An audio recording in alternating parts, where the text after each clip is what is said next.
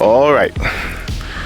If you exist in the 21st century as a teenager or a young adult, you understand the struggles of dating, the problems therein, the issues that we face. And it is safe to say that at the root of these issues is a strange cultural divide that is occurring in the United States at this moment.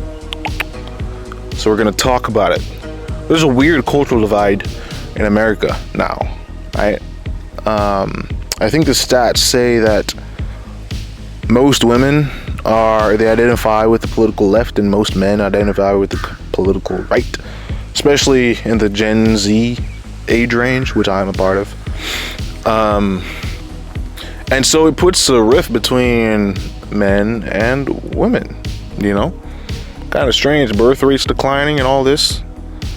Everyone seems to have given up on this dating game, except in a few religious communities across, sprinkled across the states. It's a strange cultural divide. And I'm going to start by talking about social media. I mean, you can't avoid it. Bear with me, please.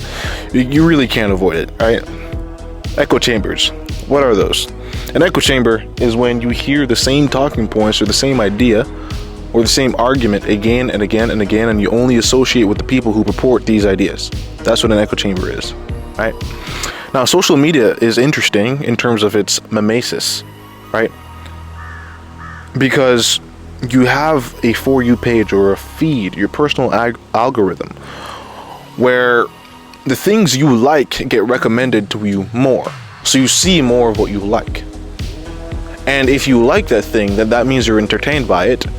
And so more extreme versions of what you like becomes more and more entertaining. So we have the situation where people are only seeing what they agree with, and they're seeing hardcore versions of what they agree with as time goes on, right? That's an echo chamber. So social media plays a huge role in this. And after spending 2 years hearing the same talking points and the same reasonings and being surrounded by the same people who say the same things all the time, it is difficult to identify with the opposite side, with a different side, with a more nuanced side. All right, so people are becoming much less sophisticated, right? Because sophistication is to be able to see the nuance, to be able to accept, entertain the nuance, entertain an idea you don't immediately agree with, right? That's really what it means to be sophisticated, to be a sophisticated thinker. So we have a lot more one-dimensional thinking going on.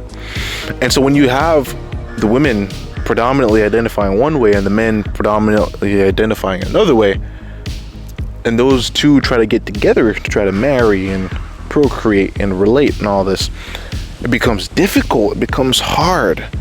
And so all this resentment builds, right? And as men get older, they tend to become more conservative. And I think it's the same with women, but men more so. And as people get older, then these marriages, they break off because they can no longer see eye to eye. And then their kids get traumatized, and then they don't want to get married. And when they do, they break off for the same reasons, and it accelerates, and it gets terrible.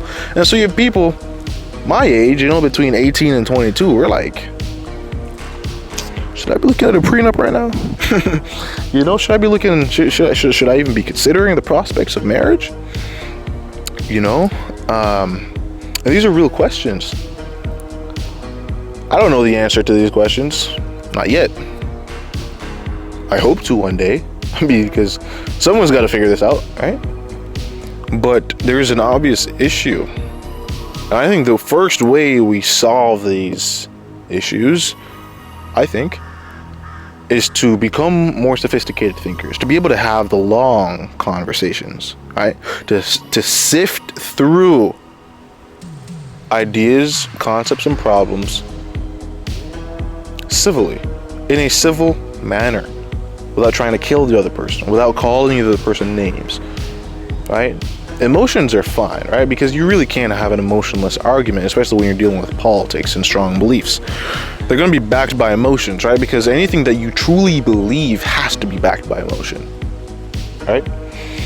we can get into questioning whether you truly believe these things or whether you've been brainwashed or maybe your emotions are playing a trick on you, but we won't get into that. My point is, it's too much of an ask to say you want to have a conversation that's completely emotionless. There are going to be emotions, but I think what's important is that you commit to having the conversation and bring it to its logical conclusion, insofar as you can do that, insofar as time allows for that. That is the first step. I mean, conversation is the only solution for human to human problems, right? Communication is one of the most sophisticated arts that human beings have mastered. The animals have not. Efficient communication, right? That's what makes us higher beings than animals. And when you stop communicating, when people become more and more antisocial, when you lock yourself behind a screen, when you get all your ideas and your opinions from a screen, you don't have these conversations, then you become mindlessly programmed to think a certain way, right? So you're a lot less sophisticated. You have no nuance about you, right? You're one-dimensional. Your whole persona, your whole personality becomes defined by a certain thing, a certain idea, a certain lifestyle. And that's obviously not attractive to anyone, except the people you agree with. But I can bet a thing or two that most people in their own echo chambers, right? They find it hard to find the people within that same echo chamber attractive. I wonder why. I'll have you think about that. But this cultural divide in the US is definitely accelerated by our media and our algorithms, but I think at the root of the issue is the fact that we no longer communicate as efficiently or as much as we used to. No human to human, person to person problem can be solved without efficient communication. That is the basis of human existence. You must communicate. Right? So having the long conversations, being willing to push back on your own ideas, your own arguments, and having the goal of human progress in mind is of utmost importance if we are to solve this issue that's going on in our country today, right? That's how we're going to do it. Unless we were willing to have communication to solve these issues at the dinner table, the more we'll see a chasm between the political aisles, between men and women, between adults and younger generations. It'll only get worse. So my diagnosis for this issue, a step in the correct direction, would be to have a willingness to communicate and hash these problems out. My name is Corbin. This is Corbin Conversations. Thank you for watching. I'll see you next time. Peace out.